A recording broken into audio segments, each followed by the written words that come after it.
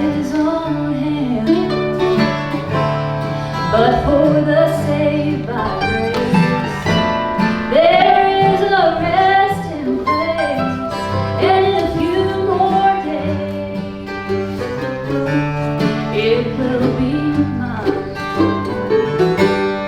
Some call it heaven, I call it home. Some call it dreaming, well, let me dream on. Some call it paradise, somewhere beyond the sky. Some call it heaven, I call it home.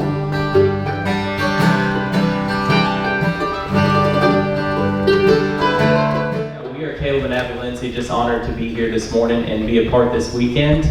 We're excited to be out and have an opportunity to play music again. This will be a lot of fun this weekend. So I think what we'll try to do is just talk about where we started from. I came from a family of 11 siblings, and when my mom and dad first got married, they were next to heathen, so they had a journey to come through to get to the point that they were.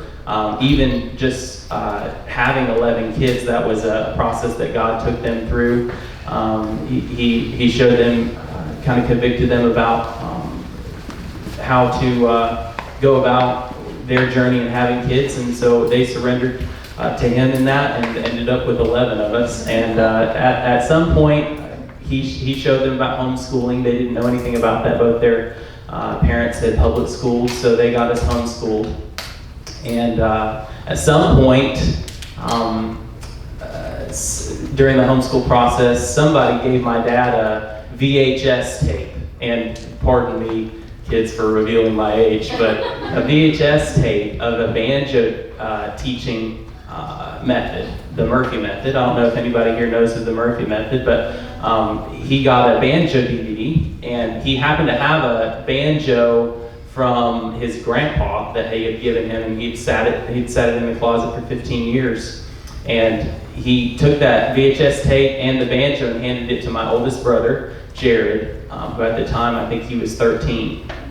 And he said, play this tape, and I'll come back from work this evening and see what you got, basically. And so Papa jokes, he said, that's how we homeschooled our kids. We just threw books at them and said, have fun. But he did that, and Jared came home that evening, and my oldest brother was playing a full song on the banjo in time. And Papa he said he lived his dream that day. He was able to take his guitar out and play with Jared on the banjo, and he said that was an amazing experience for him. So I'm sort of telling from my dad's perspective, because that's how I've heard it about 5,000 times. But he said that was a revolutionary thing for him, was finding that method. It was by ear instruction starting out. He thought that was really important, just to make it fun at first, and then get into the nuts and bolts of music later. So he implemented that with all of us kids. He bought, like any homeschool family, he bought 5,000 copies of it and started throwing it at us. And all of us sort of developed into the instrument that we liked. It was natural. None of us really, I didn't choose the mandolin chose me, because all of the other instruments were taken. So I developed the same way. I started on the Murphy method, and that's sort of our journey to getting into the basics of music. So from there, I'm going to pass it on to you, Abby. You can tell your beginning intro story. I'm trying to remember exactly how we got started. At some point, somebody invited us to a pickin', where there's a bunch of old people that brought a lot of food, and they were all like different circles of jam sessions going on.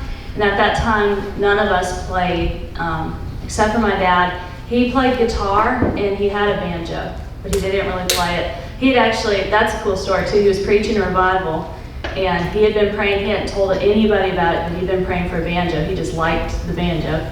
And somebody came up to my mom and said, I I have this banjo in the back of my car, I just want to give it to your husband. And so Mom said, like, it seemed really random to her because she didn't even know about my dad's desire for it. So she stuck it in the back of their vehicle, and then on the way home, she's like, oh yeah, somebody gave you a banjo. And he was just like, so he had a banjo, and then I guess us kids watching people play music, we kind of got inspired. I don't remember exactly being inspired because I was like 7 years old. But with the other kids, they started, like the older kids started mowing lawns and saving up for an instrument. And my oldest brother bought a fiddle. And then from then, like each of the siblings were buying instruments. So it was the thing to do. So I think that's what inspired me. And then I think guitar was left over. My brother had a first act guitar that my grandparents had given him. And first act was like a Walmart brand guitar. They used to sell guitars. And he wanted to play fiddle, so he bought a fiddle, and I saw that guitar sitting there, and I said, well, I need an instrument for me. So I asked him how much he wanted for it. He said, how much do you got in your bank account? I said, $33. He said, I'll take that. So I gave my life savings for a first act guitar. Yeah, exactly. Yeah. And then from there we got started playing, and my dad had a real heart to be home with his kids at that point. He was a surveyor and forester, and so he worked in the woods a lot, but one day he just came home and he told my mom, I quit my job. She said, oh really? And he said, yeah, I think we're gonna try to play music. So we started playing at nursing homes around like the area. And then from there, people started, like relatives of the folks that were living in there were like, oh, can you come play at our church? We started doing that, and then my mom's actually from Minnesota, so that's how we got connected up there originally. So we started traveling up there, and the Lord just continued to open doors. People would be traveling from like New York or somewhere, and they would come to a show, and they'd be like, oh, would you be willing to come to New York? And my dad said no.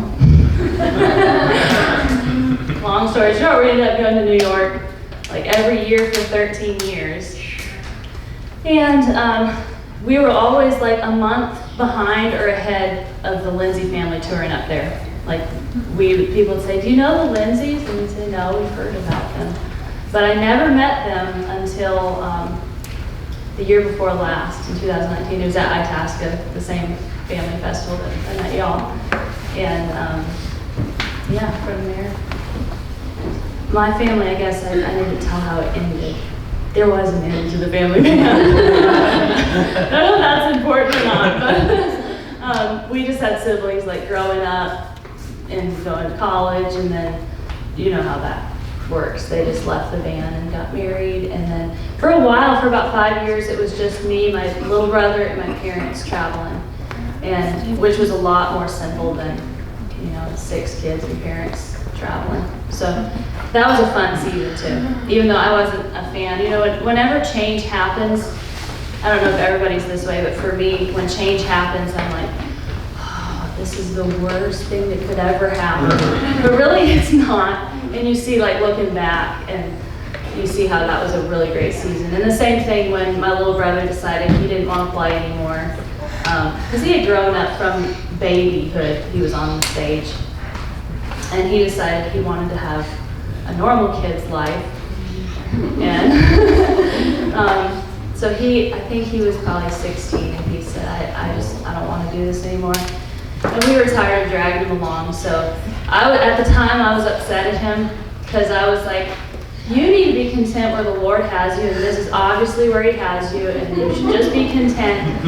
And then I realized that the Lord was actually moving all of us, and I was not content with that. Like I was saying, I don't want this to be the same God. So I had the same rebellion that I was dealing with as Micah did. So anyway, from there, a few months later, these twins from Texas called me and asked if I knew of any bass players. And at the time I didn't really play bass, but I was like, I still want to play music so I can learn the parts. So they said, perfect, we'll try you out at this festival. So I had to learn like 30 songs in a couple weeks.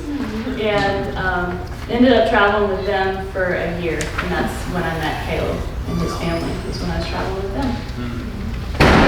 So. Definitely, I can resonate with the evolution of the family band as we grew up.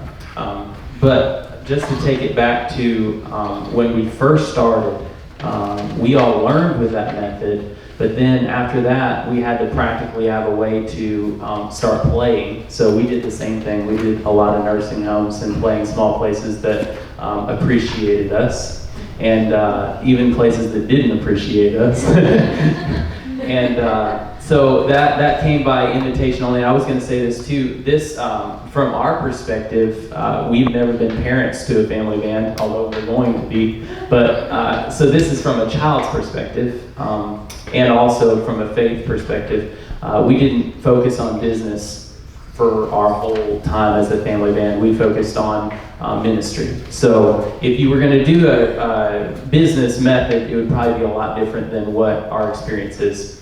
So just keep that in mind. But my parents just waited for the phone to ring, basically, for opportunities to play. And God was faithful in that He gave us a ton of opportunities to play. And our responsibility in that was not to be too stuck up to play in any place. And it was amazing what God did. We ended up, some of our fondest memories were busking in New Orleans.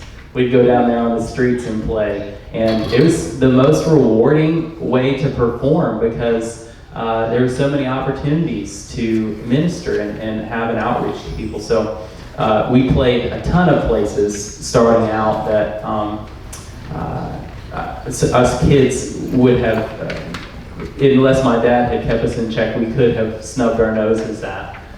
Just because we wanted to be in bigger venues. You know, that's the thing that we strive for. We grew up listening to Ricky Skaggs and the roaring audiences that he had, and we said, we want to be like that. But there's definitely a process to get there, and we never did. So, but yeah, so we waited for the phone to ring, and those were the opportunities that we went with. And from there, it was a progression. We ended up, my dad got called out of his job. He did the same thing your dad did. Mom, I quit my job. And came home. He felt like God told him he could be a good career man, or he could be a good dad, but he couldn't do both. And so that was his journey with God. And he decided to come home. And that kind of put us more into a music mindset. We spent a lot more time focusing on playing music. And around the years 2008, 2009, we had a bunch of opportunities. It was the year my dad quit, and it's like God said, okay, you need a lot more places to play. So He made the phone ring a lot, and those years we played a lot of shows, and that was our pretty much our sole income. And so we did those 2 years. Those were the years that we ended up buying a bus, which was the worst decision we ever made. Never do that. But we did that, and we toured a lot in New York. We had the same experience with the Hartleys. People would say, have you met the Hartleys? And we had never met, which hopefully we'll have time to get to that amazing journey that we went through to meet each other. But New York was an amazing place for us. We grew up there, so we'd go back every year and tour. And we had some places, down south that we'd spend most of our time. Basically, you create a network of people, and they call you back every year and say, hey, do you want to come play? Or sometimes 4 or 5 times a year. And you say, you got to be sick of us by now. And they say, no, we're not sick of you. Please come back. So that was our experience. Let's see about from there we started the evolution of the older kids got to the point where they had to decide what they wanted to do. Jared started at 13. At that point he was probably 18 or 19, thinking about college and what he wanted to do with his life. So we had to go through a transition at that point where he quit the band. We were down a banjo player. We didn't have somebody, and we thought, well, I guess that's done, because it's hard to play bluegrass without a banjo. But my little brother came up sort of in his shoes and filled in really fast. He ended up picking up pretty much everything Jared was doing in about a year. So there's something to think about. If you have a big hole for somebody to fill, they generally will fill it and come up to par. So just put a lot on their plate and they'll come up to par. But Timothy did that. Right after that, Elizabeth got married. She was our bass player, and Naomi came up into her place. And then after that, Rebecca got married, and we ended up going to Susanna filling her place, and that was the evolution. We'd lose one and bring up another in his place. So Papa said, another thing, if you want to keep a family band going, have a lot of kids. So we did that for probably 7 years, just an ever-changing band, and that was definitely hard for the ones that stuck around the longest. We did,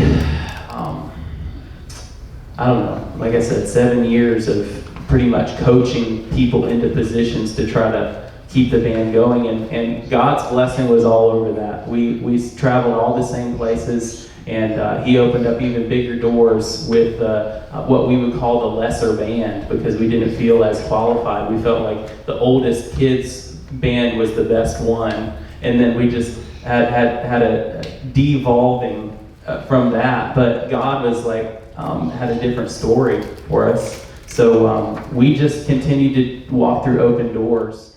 But growing up in a family band, if I could summarize that would be the thing that I would say is just the amount that I respect my parents for what they did in that was huge. So if you're a parent here thinking about starting your family, or you're in the process, just keep going, because they'll get to 26 years old and appreciate you more than ever. So just be encouraged by that. The education part was amazing. We were able to be many places that I don't think we could have ever gotten if we didn't travel and play music. So it was a plus we both graduated at the top of each of our classes. That's true. I almost didn't.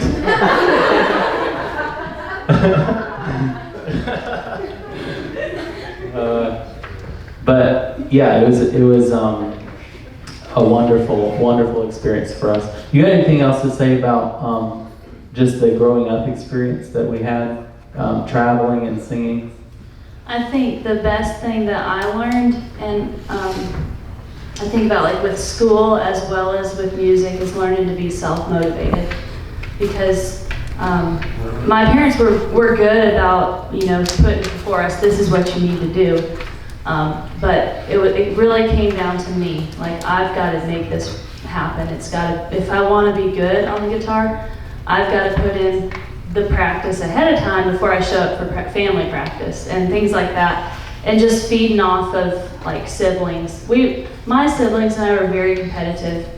My oldest sister was like the saint that she held the bar real high, and she got started practicing like 4 or 5 hours every day. Very disciplined. The rest of us were competitive. So we would see that happening, and then we'd be like, oh, we need to get 5:30 and beat her out there. Of course, we had really, bad practices where we were just like goofing off, checking our watch, and then, we had a digital watch. Set a timer on it, those kind of things. But at some point, I think even those practices did help us become more one with our instrument. And I say guitar, I've played other instruments, but really guitar is the one I've always gone back to because it's where I started. And like, it's the same thing with his family band. When we had a lead singer and 2 main instrumentalists leave the band all at the same time. And so I started singing more lead and played mandolin and fiddle out of necessity. Same with the bass. Guitar I actually want to play. And the other thing was like learning to work as a team. Like with your siblings, you think, man, sometimes I can't wait to grow out of this and get in the real world. But it never stops. You get in the real world and you got to work with people still. So starting out working with people that love you and they're going to forgive you when you are being, really annoying. They realize that that's reality, and sometimes you are, and they still love you. So it's a good, safe place to learn how to work with people, I think. Yeah, I think so too. So the obvious next part of our story was how we met, and this is just a byproduct of traveling and singing. You will meet your life partner that way. And a really good one I found. So we met in Lake Itasca, like she said, and that was a God connection. The year before, in 2018, we were both booked, her family and my family, to be at the festival. We had never met each other. And we were planning to go. We had gone through a full year or so of a battle with brain cancer with my youngest brother.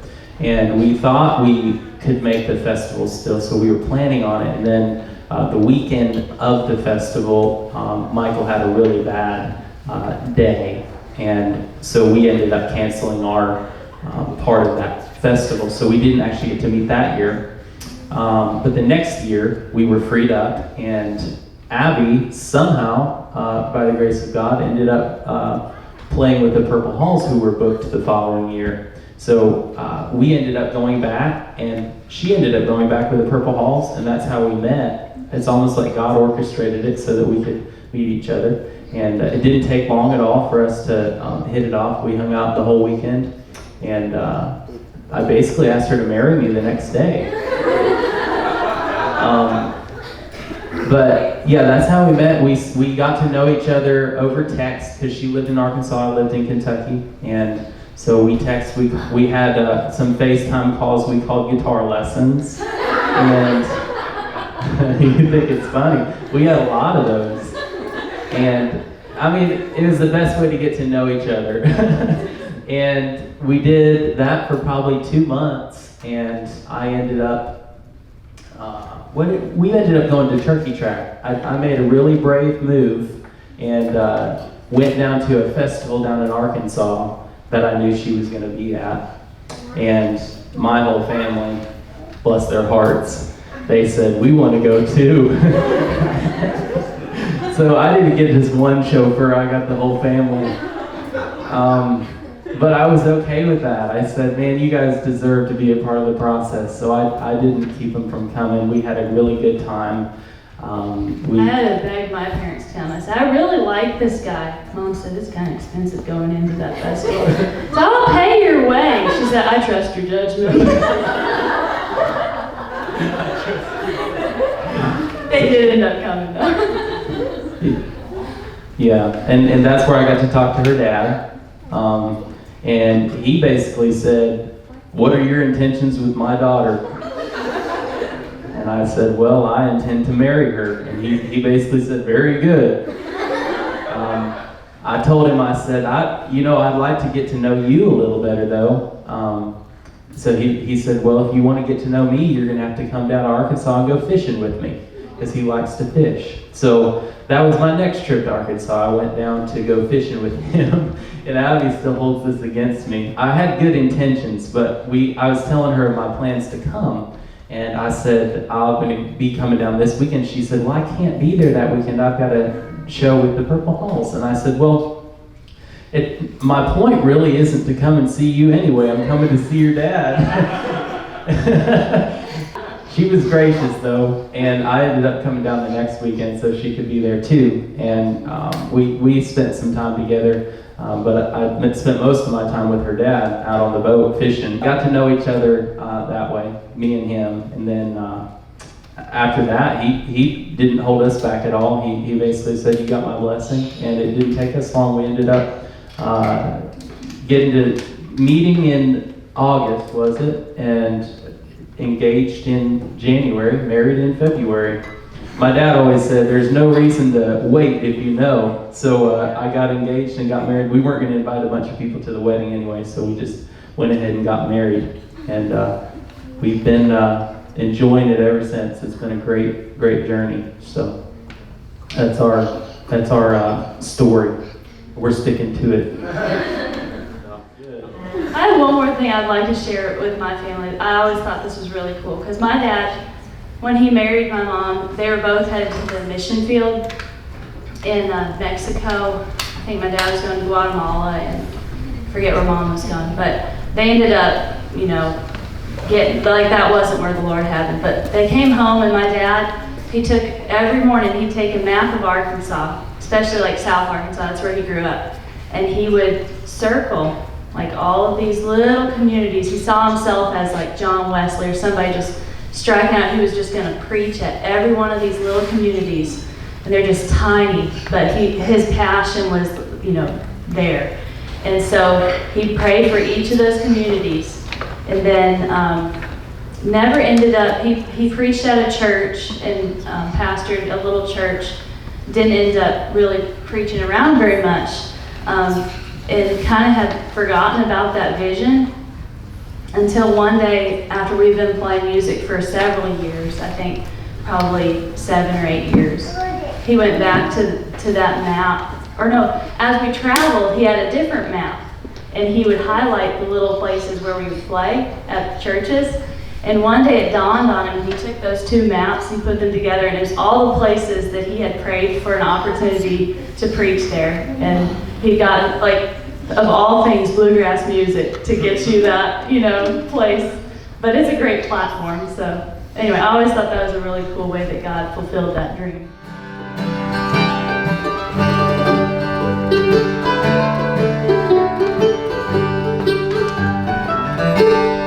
Someone said you can't go back home again, and things will not ever be as good as they've been. Well, I'm here to tell you, when heaven comes into view, one glimpse and you'll know the best is yet to come. Some call it heaven, I call it home. Some call it dreaming, well, let me dream on. Some call